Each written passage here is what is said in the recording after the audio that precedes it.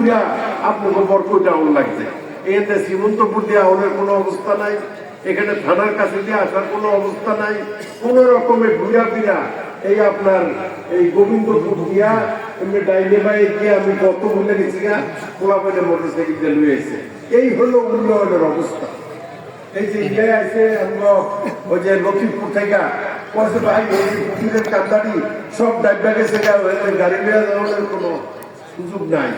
আপনাদের এই মাঠে আপনাদের যদি মনে করে থাকে, আমি তৎকালীন যোগাযোগ মন্ত্রী নাজমুল হুদাকে নিয়ে এসেছিলাম এবং আপনাদেরকে প্রতিশ্রুতি দিয়েছিলাম যে চান্দিনা থানার কাছ থেকে লক্ষ্মীপুর পর্যন্ত রাস্তা হবে।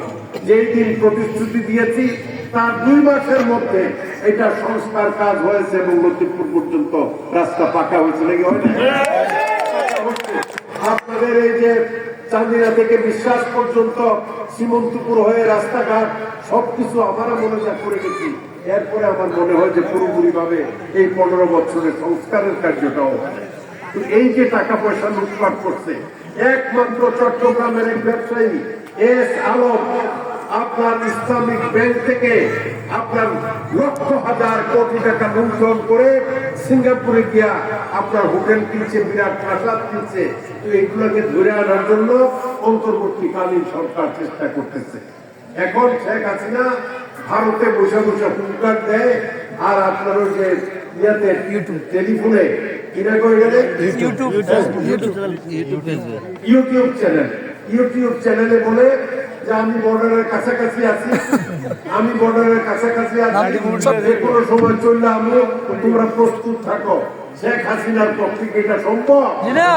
কোন স্বৈরাচার দেশ ত্যাগ করলে বা পলায়ন করলে তার পক্ষে কি এই দেশে আসা সম্ভব? তারে যদি ফুলা বাইরে বনভবনে পাইতো তাহলে আস্থা রাখলো এই দেশে যদি বর্ডার দিয়ে কোনোভাবে আসতে চেষ্টা করে তারে কি বাংলাদেশের মানুষ আস্থা রাখবে? কারণ ইতিমধ্যে প্রমাণিত হয়েছে যে যেইভাবে সেই রাষ্ট্রকে লুণ্ঠন করেছে এই দেশের প্রতি তার কোনো মায়া নাই। দেশের স্বাধীনতা, সার্বভৌমত্ব সকল কিছু সে ভারতের কাছে বিক্রি করে দিয়ে গেছে। এই দেশটাকে এমন অবস্থায় রেখেছে ভারতের হাতে ঘা লাগছে। ভারত যে বাংলাদেশকে লুণ্ঠন করে খাইতো, বাংলাদেশ একটা ছোট্ট দেশ, এই বাংলাদেশ থেকে ভারত 4র্থ বৃহত্তম টাকা পয়সা তারা বাংলাদেশ থেকে ফরেন এক্সচেঞ্জ কালেকশন করে।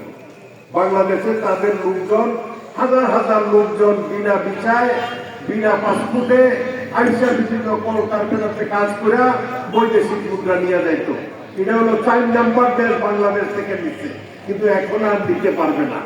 কারণ অবৈধভাবে যে সমস্ত লোকজন আইসা বাংলাদেশে কাজ করত, এই অন্তর্বর্তীকালীন সরকার এবং আমরা যদি সরকারে আছি, এইভাবে অবৈধভাবে বাংলাদেশ থেকে ভারতকে টাকা পয়সা নেওয়ার সুযোগ দেওয়া হবে না।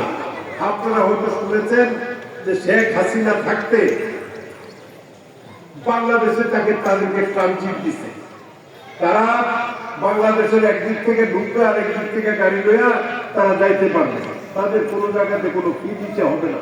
হয়তো আমাদের দেশ স্বাধীন করে দিচ্ছে, আমরা তাদেরকে অন্তত পক্ষে খাতির না করলে তো হয় না। আরে ভাই, তারা আমাদেরকে সহযোগিতা করেছে, তাদের ইন্টারেস্ট ছিল। শেখ মুজিবুর রহমান সাহেব পাকিস্তানের প্রধানমন্ত্রী হতে চেয়েছিলেন, তিনি স্বাধীনতা চান নাই এবং তিনি স্বাধীনতা চেয়েছেন তার কোনো প্রমাণ নাই।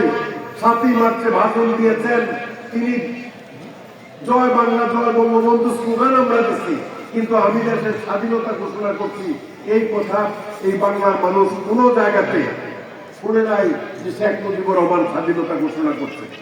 দেশের মানুষের উপর যখন পাকিস্তানি হানাদাররা এই মার্চ মাসের 25 তারিখ রজনীতে দেশের মানুষের উপর, নিরস্ত্র মানুষের উপর লাফিয়ে পড়েছিল, মানুষকে হত্যা করেছে, তখন 26শে মার্চ রজনীতে 27শে মার্চে শহীদ রাষ্ট্রপতি জিয়াউর রহমান সাহেব সেই দিন স্বাধীনতার ঘোষণা করেছিলেন।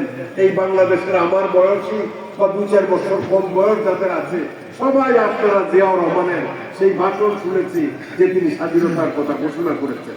এই স্বাধীন দেশ, এই স্বাধীন দেশে ভারতের এই যে এক আমাদের কি বলে পাবনা থেকে আপনার ট্রেনে এই আখাউড়া পর্যন্ত ট্রেন আসবে, ভারতীয় মালামাল বহন করবে, ভারতীয় সৈনিকদেরকে বহন করবে, এইরকম একটা শেষমেশ চুক্তি শেখ হাসিনা করছিল।